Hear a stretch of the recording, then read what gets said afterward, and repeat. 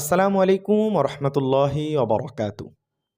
প্রিয় দর্শক মণ্ডলী, দেশ এবং দেশের বাহিরে যে যেখান থেকে আজকের এই গুরুত্বপূর্ণ এবং তথ্যবহুল প্রতিবেদন দেখার জন্য ভিডিওতে ক্লিক করছেন, সকলকে জানাচ্ছি আন্তরিক শুভেচ্ছা এবং অভিনন্দন।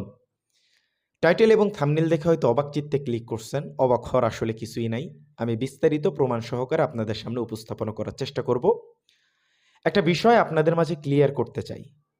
হাদী ভাইকে যে হত্যা করা হয়েছে, তারপরে অনেক রাজনৈতিক নেতাকর্মীরা বলছেন যে এটা বিচ্ছিন্ন একটা ঘটনা। বিভিন্ন সময় আরও বিভিন্নভাবে তারা ওসমান হাদীর এই হত্যাকাণ্ডকে লুকানো বা এড়িয়ে যাওয়ার চেষ্টা করেছেন। কিন্তু আজকে যখন তার দলের নেতাকর্মীর সাথে এই কাজটা হচ্ছে, তখন তারা আসলেও সত্যটা বলা শুরু করছে এবং মুখ খোলা শুরু করছে। সেনাবাহিনীর যে ব্যাপারটা, সেনা প্রধানের সাথে মির্জা ফখরুল ইসলাম আলমগীরের হঠাৎ কি এমন হলো যে তিনি আসলে সেনাবাহিনীকেই দোষারোপ করলেন, বিষয়টা আমি আজকের ভিডিওতে ক্লিয়ার করব।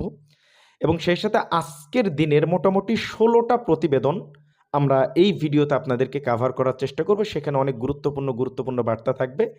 অনুরোধ করব পরিপূর্ণ ভিডিওটি দেখেই আপনার মূল্যবান মতামতটি কমেন্ট বক্সে জানাবেন। তার আগে ভাই এবং বোনেরা, চ্যানেলে যারা নতুন আসছেন, প্রতিদিনের অথেন্টিক লেটেস্ট আপডেটগুলো সবার আগে পেতে আমাদের চ্যানেলটি একটু সাবস্ক্রাইব করবেন, ভিডিওতে একটা লাইক করবেন।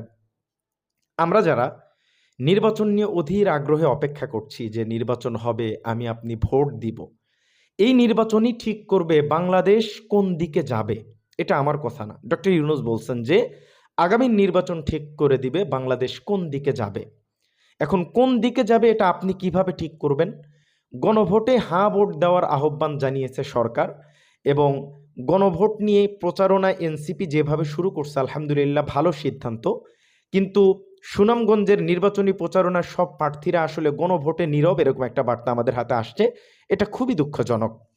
এবং ডক্টর ইউনূস সাহেব একটা বার্তা দিয়েছেন যে তরুণদের মধ্যে অনেকেই নির্বাচনে জয়ী হবে, তিনি এটা আশা করতেছেন। এখন আপনারা যারা ভিডিওটি দেখতেছেন, আপনারাও কি মনে করেন যে আগামী নির্বাচনে যে সমস্ত তরুণ প্রার্থীরা আছে তারা নির্বাচনে বিজয় লাভ করবে? একটু কমেন্ট করে জানাবেন।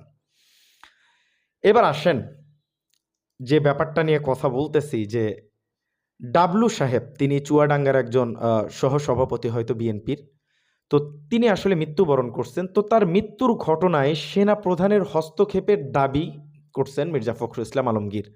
তিনি বলছেন যে এই ঘটনায় মির্জা ফখরুল ইসলাম আলমগীর বলছেন যে সেনা প্রধানের হস্তক্ষেপ থাকতে পারে। আমরা বিভিন্ন সময় দেখি মির্জা ফখরুল ইসলাম আলমগীরের সাথে সেনা প্রধানের অনেক ভালো সম্পর্ক, এটা অনেকেই বলে, কিন্তু হক কথা বলার সময় কেউ কিন্তু ছাড় দেয় না। যদি সম্পৃক্ততা না থাকে মির্জা ফখরুল ইসলাম আলমগীর তো এভাবে বলতো না। তো নিজের চরকায় যখন একটু পাড়া লাগে, নিজের স্বার্থে যখন আঘাত লাগে, তখন সবাই কথা বলে। আচ্ছা, আমাদের জামাত ইসলামের আমির ডক্টর শফিকুর রহমান বলছেন যে সেনাবাহিনী প্রফেশনাল হলে দুনিয়া সম্মান করতে বাধ্য হবে। তারা যদি কোনো দলের সাফায় না গায়, নিজেদের যেটা দায়িত্ব সেটা যদি তারা পালন করে, চাটাচাটি যদি না করে, তাহলে অবশ্যই সকলেই সেনাবাহিনীকে সম্মান করবে। এবার আসেন একটা গুরুত্বপূর্ণ মজার আপডেট আপনাদেরকে দিই। বিএনপির প্রার্থীর প্রচারণায় আওয়ামী লীগ নেতা গিয়েছেন এবং তিনি বলছেন যে মুজিব কোর্ট আয়রন করা আছে, যদি আওয়ামী লীগ আসে আবার ফিরে যাব। তার মানে এখন আওয়ামী লীগ নাই, এই জন্য তিনি বিএনপিতে যোগদান করছেন। এই সমস্ত স্বার্থবান মানুষদেরকে বিএনপিতে কেন জায়গা দেয়, এটা আমার আসলে বুঝে আসে না। আপনাদের বুঝে আসলে একটু কমেন্ট করবেন।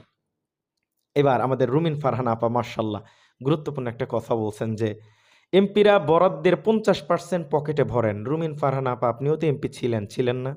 ছিলেন তো। তাছাড়া সংসদে দাঁড়িয়ে কথা কিভাবে বলেন? তো তার মানে কি আপনিও 50% পকেটে ভরছেন? আমরা কি মনে করবো একটু জানায়েন। আচ্ছা, এটা খুবই দুঃখজনক। জিয়াউর রহমানের প্রতিষ্ঠিত করা একটা দল বিএনপি, অনেক বড় দল, অনেক জনসমর্থন আছে, অনেকেই সেই দলকে ভালোবাসে, হৃদয়ে লালন করে। খালেদা জিয়া মারা গেছেন, তার জন্য মানুষ যে পরিমাণ কান্না করছেন, তার জন্য মানুষ দোয়া করছেন, আপসহীন নেত্রী, তার বিরুদ্ধে কোনো অভিযোগ জনগণের নাই। তো খালেদা জিয়ার দোয়া মাহফিলে হামলা করে খাবার লুট করছেন, আহতও 2 জন। এই সমস্ত কার্যক্রম করা থেকে আপনারা কবে বিরত থাকবেন, এটা একটু আমাকে জানিয়েন। এগুলো দুঃখজনক। এতে সম্মান কমে, সম্মান বাড়ে না। যাই হোক, আচ্ছা, বর্তমান ট্রাম্পকে নিয়ে অনেক ধরনের আলোচনা আপনারা শুনতেছেন। ট্রাম্প একের পর এক আলোচনার সৃষ্টি করতেছেন।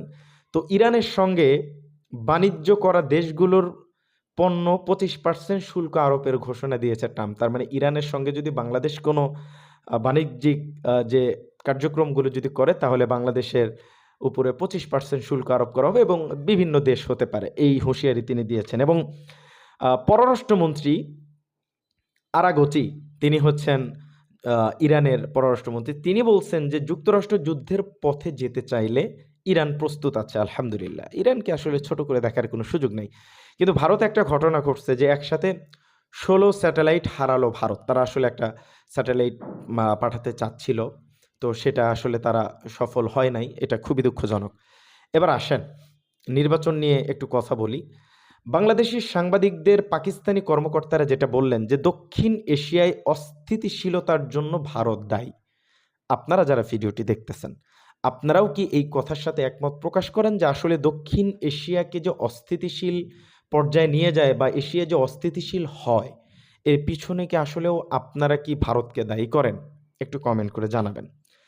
এবং লালমনিরহাট ১ এবং লালমনিরহাট ২ এবং লালমনিরহাট ৩ এখানে বিএনপি জামাতের যে ব্যাপার, বিএনপিতে আসলে কোন্দল লেগেছে ও জাপার নিষ্ক্রিয়তায় জয়ের সুযোগ দেখছে জামাত ইসলাম। জাপা তো নাই এবং বিএনপিতে যে একটা কোন্দল তৈরি হয়েছে লালমনিরহাটে, এখানে আসলে জামাত একটা সুবিধা দেখছে যে তারা আসলে বিজয় লাভ করবে। আপনারা কি মনে করেন যে এইবার ক্ষমতায় কি জামাত আসবে? কি মনে করেন?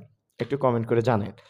আচ্ছা, একটা মজার ব্যাপার দেখে আমার খুব ভাল লাগছে যে চট্টগ্রামের নির্বাচনী ফলাফল আসলে পাল্টে দিতে পারে প্রবাসীর ভোট। যে প্রবাসীর ভোটেই উল্টে যেতে পারে দক্ষিণ চট্টগ্রামের নির্বাচনী ফলাফল। মানে এত মানুষ বিদেশে থাকে মাশাআল্লাহ। তারা যাকে নির্বাচন করবে তিনি বিজয়ী হবেন এরকমটাই মনে হচ্ছে। আচ্ছা, এখন যে কথাটা বলবো সেটা খুবই অনেকের হয়তো খারাপ লাগতে পারে। অনেকেই আমাকে ভুল বুঝতে পারেন, কিন্তু কিছু করার নেই। তাহিরি সাহেবের একটা ব্যাপার নিয়ে খুব বেশি আলোচনা হচ্ছে যে কোটিপতি তাহিরির আয়ের উৎস ব্যাংক আমানতের সুদ থেকে। তাকে আমি পছন্দ করি না পার্সোনালি, তার মতাদর্শেরও না আমি।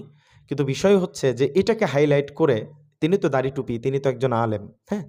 তো তার বিরুদ্ধে এরকম ঢালাওভাবে সুদ থেকে আয়, এই সুদটা তো অন্যভাবেও হতে পারে বা ব্যবসায়িক খাত থেকে বিভিন্নভাবেও হতে পারে। তো তার তো অনেক আয় আছে, আরও অনেক আয় তিনি দেখিয়েছেন, স্বর্ণ, তার ব্যবসায়িক ইনকাম, আরও অনেক ইনকাম। তো এটাকে কেন হাইলাইট করা? এটা কেমন ইনসাফ? হুজুর দেখে মানে দাড়ি টুপি আছে এই জন্য। যাই হোক, আজহারি মানে তাহির হিসাবে এই বিষয়টা ক্লিয়ার করবেন, এই সুদের ব্যাপারটা খুব বেশি আলোচনা। আমিও একটা নেগেটিভ ভিডিও করছি, কিন্তু করাটা মনে হচ্ছে না উচিত হয়েছে। আচ্ছা, আরও একটা গুরুত্বপূর্ণ বিষয় নিয়ে কথা বলব, যে বিষয়টা আমাকে কাঁদাতে বাধ্য করেছে।